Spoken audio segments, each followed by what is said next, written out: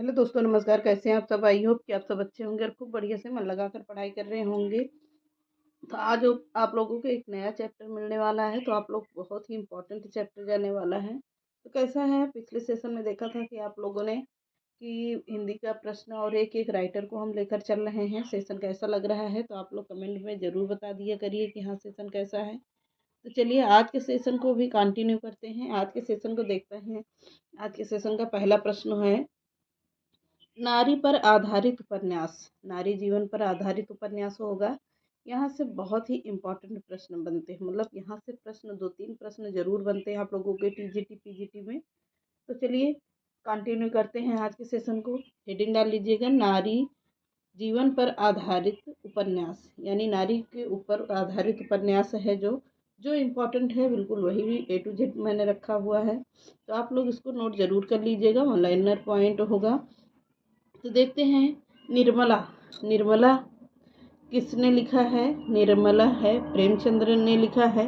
निर्मला एक विवाहिता स्त्री थी जो जिसके ऊपर दहेज प्रथा और अनमेल विवाह पर आधारित यह उपन्यास है।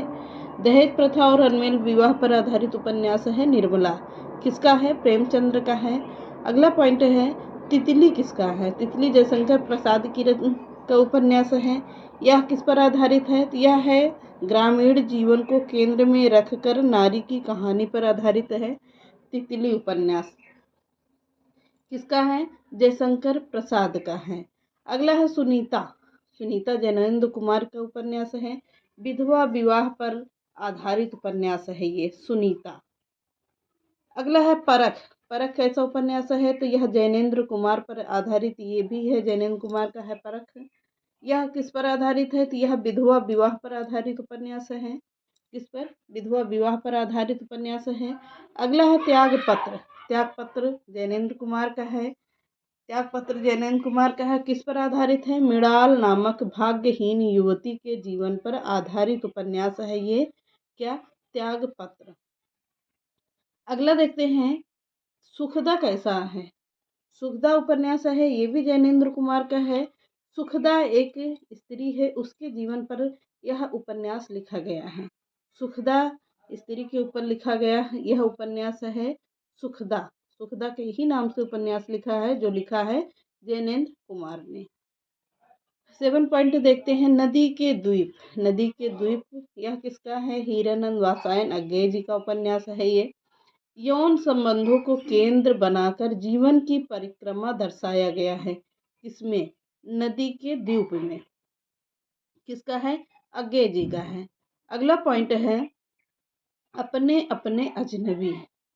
अपने अपने अजनबी ये भी है किसका? अज्ञे जी का है।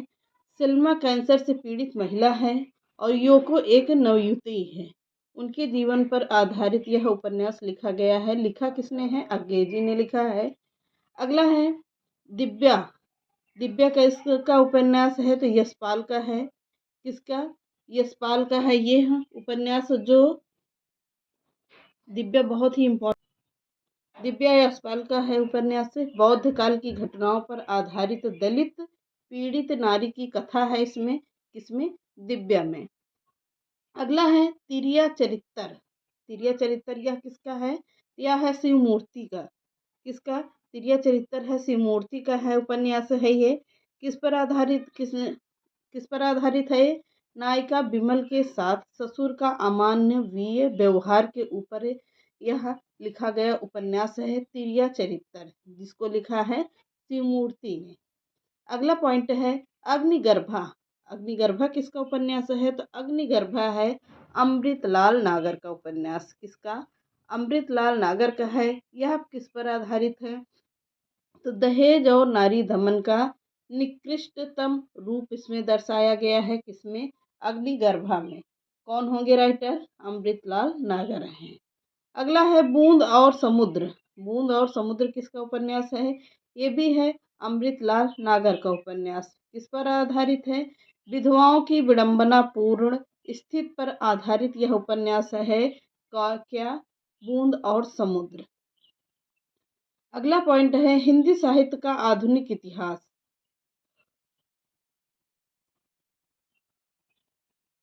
हिंदी साहित्य का आधुनिक इतिहास उपन्यास किस पर आधारित है? अज्ञे जी ने लिखा है। इतिहास पर आधारित यह उपन्यास है जिसको लिखा है हीरानंद वात्स्यायन, अज्ञे जी ने लिखा है।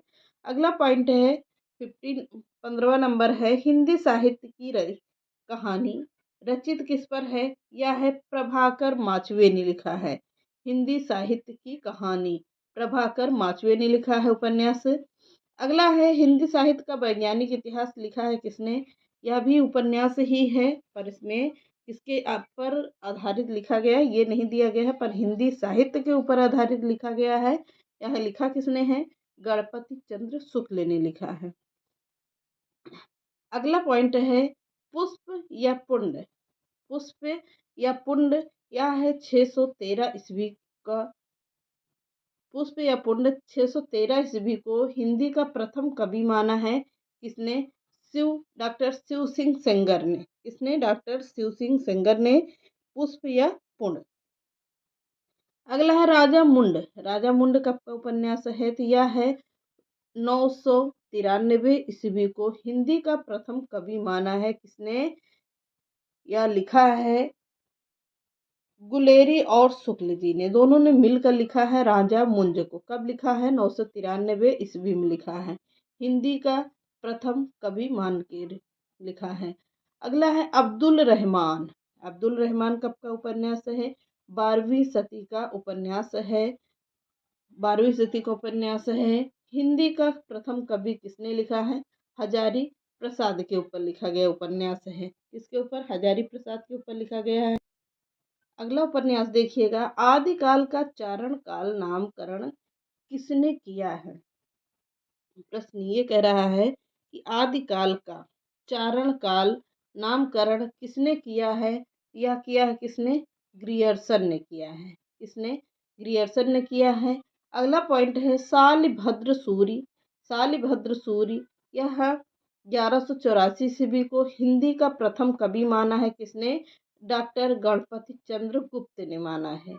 शालिभद्र सूरी को 1184 ईस्वी को हिंदी का प्रथम कवि गणपति चंद्र गुप्त को माना है। अगला पॉइंट है विद्यापति को हिंदी का प्रथम कवि माना है। किसने माना है? बच्चन सिंह ने माना है। किसने?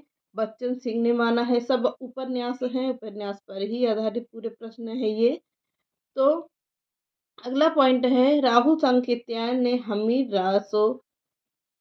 रासो के छंदों को जज्जल नामक कवि की रचना घोषित किया है। इसको जज्जल नामक कवि की रचना घोषित किया है। यहाँ पर रचनाएं हैं जो है राहुल सांकेत्यायन ने हमीर रासो के छंदों को जज्जल नामक कवि की रचना घोषित किया है। अगला है आदिकाल को शून्य काल किसने कहा है? तो आदिकाल को शून्य काल कहा है डॉक्टर गणपति चंद्र गुप्त ने। किसने? डॉक्टर गणपति चंद्र गुप्त ने कहा है।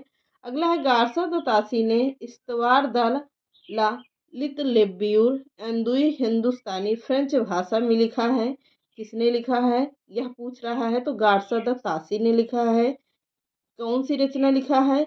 इस्तवार द ला लिटरेब्यूर एंदुई हिंदुस्तानी फ्रेंच भाषा में लिखा गया यह है। अगला पॉइंट है हिंदी भाषा में लिखा गया हिंदी साहित्य के इतिहास का प्रथम ग्रंथ है। इसमें लिखा गया है हिंदी भाषा में लिखा गया हिंदी साहित्य के इतिहास का प्रथम ग्रंथ किसने लिखा है? तो शिव सिंह सरोज ने लिखा है। किसने? शिव सिंह सरोज ने लिखा है। क्या लिखा है? हिंदी भाषा में लिखा गया हिंदी साहित्य का इतिहास है। अगला पॉइंट है काल विभाजन और नामकरण का प्रथम प्रयास किसने किया है? काल विभाजन का नामकरण व प्रथम प्रयास किसने किया है? जॉर्ज ग्रियर्सन ने किया है, यानी ग्रियर्सन ने किया है। अगला पॉइंट है आदिकाल कहा किसने है? तो आदिकाल को आदिकाल किसने कहा है? हजारी प्रसाद द्विवेदी ने कहा है।